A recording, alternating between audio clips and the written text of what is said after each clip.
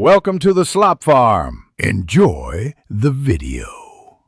In this video, I will explain how to use the Temparin Max Repair Kit. First, ensure the area around the tooth needing repair is clean and dry. Use warm water to rinse, then gently dry the cavity with a cotton swab. It's important to have a clean, dry surface for the material to adhere properly.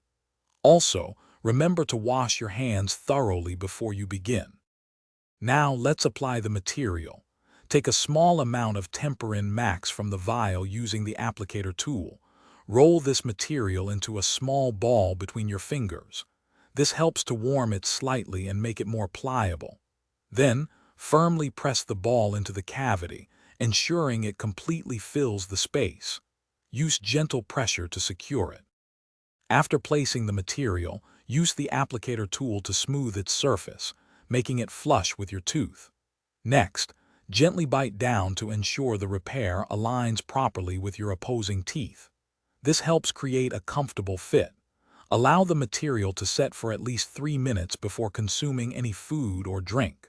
For best results, avoid chewing on the repaired tooth for several hours.